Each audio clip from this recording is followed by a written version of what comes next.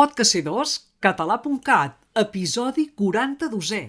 El podcast que t'ajuda a provar el C2 i a comunicar-te en català correcte.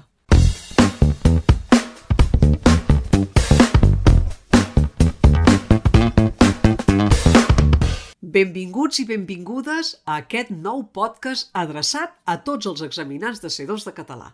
S'acosta l'examen i per això us vull donar alguns consells molt senzills per tal que els tingueu en compte el dia de l'examen en la mesura que pugueu. El primer consell que us vull donar està relacionat amb l'àrea escrita i és probable que d'entrada us pugui semblar irrellevant, però us asseguro que no ho és gens. El consell és molt senzill. Feu tot el que us demanen. Tingueu en compte el que us detallen a les instruccions.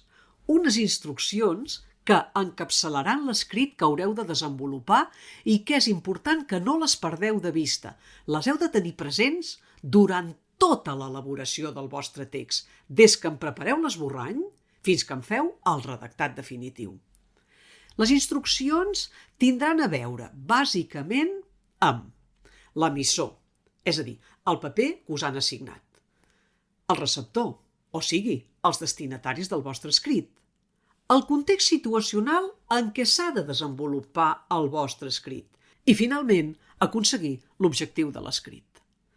A més, us diran que heu de desenvolupar unes tasques concretes, 2, 3, 4 o les que siguin, i les heu de fer totes, ni una menys. Si voleu fer-ne alguna de més, perfecte, però si us diuen que n'heu de fer 4, n'heu de fer 4, no us en podeu descuidar cap. I d'altra banda, tot plegat, el conjunt del redactat ha de tenir una llargada determinada, mesurada en paraules. Resumint, heu d'elaborar un text que tingui en compte tots aquests components que us acabo de dir, sense oblidar-ne cap, perquè cada element és important per obtenir una bona puntuació en l'apartat de l'adequació.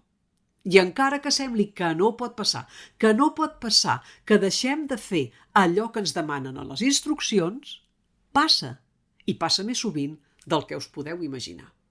Ja sigui pels nervis o per les presses per voler acabar el redactat, ja que els examinants s'adonen que el temps se'ls tira a sobre, sigui pel que sigui, sovint s'obliden de fer alguna tasca. Anem a pams.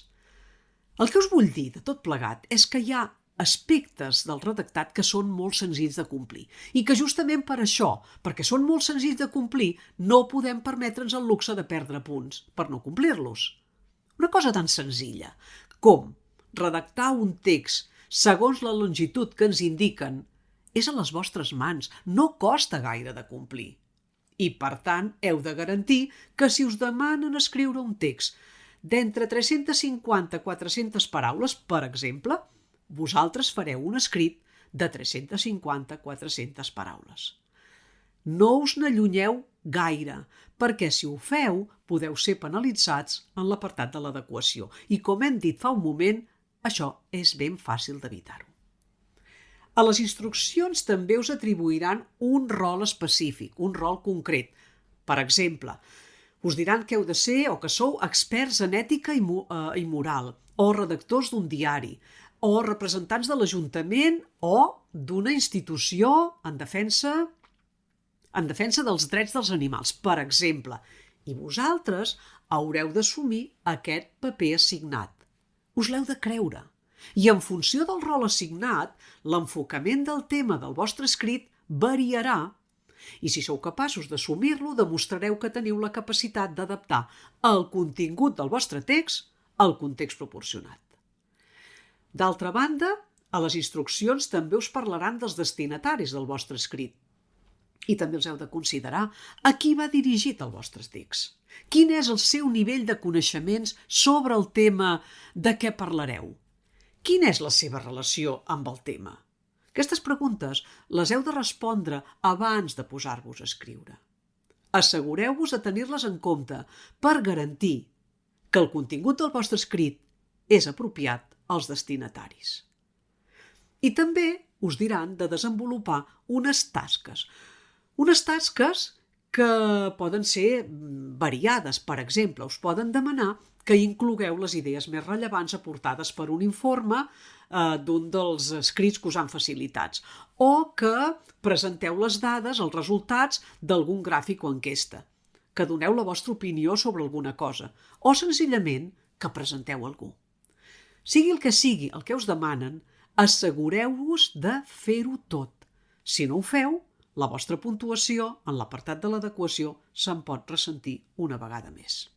En definitiva, cal que reviseu si heu seguit totes les instruccions que us proporcionen en el supòsit, ja que això és determinant per obtenir una bona puntuació en l'adequació. El segon consell que vull compartir amb vosaltres és sobre l'organització del temps que teniu per preparar el vostre discurs. Us proporcionaran uns textos que haureu de llegir, entendre, utilitzar de diverses maneres i sintetitzar. Per això cal aprofitar bé el temps de què disposeu. I una bona manera d'aconseguir-ho és anar destacant, anar subratllant les idees que us semblin més rellevants, les idees principals, mentre n'esteu fent la lectura. I una vegada les hàgiu subratllades, les heu d'organitzar. I una manera d'organitzar-les ràpidament és numerar-les segons l'ordre en què voleu que apareguin en el vostre text. Procureu, a l'hora de decidir-ne l'ordre, que tinguin una progressió lògica. I a més, a mesura que les aneu introduint al vostre escrit, heu de vigilar que aquestes idees estiguin ben connectades entre si, que estiguin ben relacionades, enllaçades, per tal d'aconseguir un redactat, un text ben cohesionat. Finalment, assegureu-vos que el vostre escrit compleix amb la intenció, amb la finalitat indicada. Quin és l'objectiu del vostre escrit? Informar? Opinar? Suggerir? Queixar-se? No és el mateix si us han dit que heu d'escriure una carta formal per sol·licitar o reclamar alguna cosa que si us han dit que heu de redactar un article d'opinió o un text, un article de divulgació científica. Assegureu-vos que el vostre text sigui adequat a la tipologia textual requerida. I el tercer i darrer consell que us vull donar per a la preparació de l'examen de C2 és sobre l'exposició oral.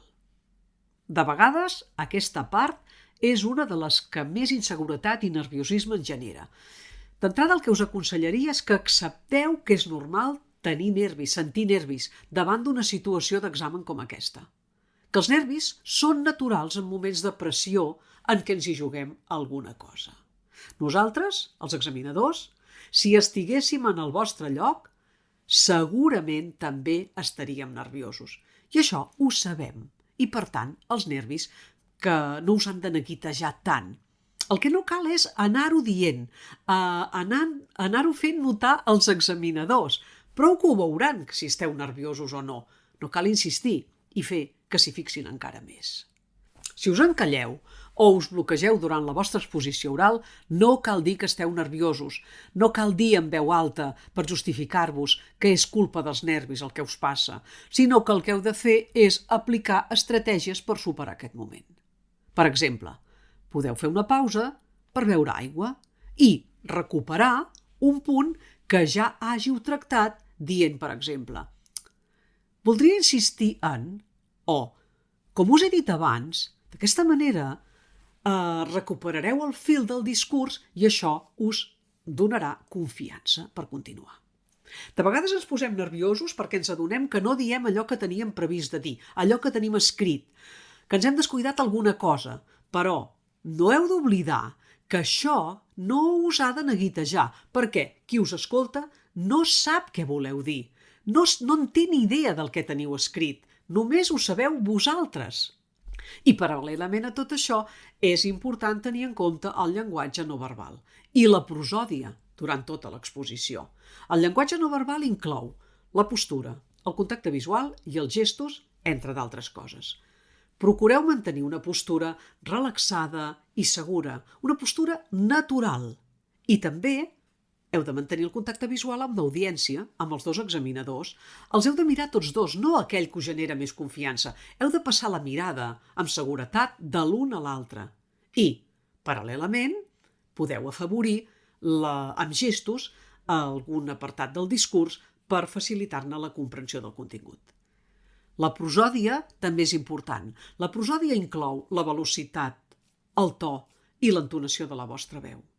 Heu de parlar a una velocitat adequada, ni massa ràpid ni massa lent, i heu d'usar un to apropiat al contingut que esteu presentant.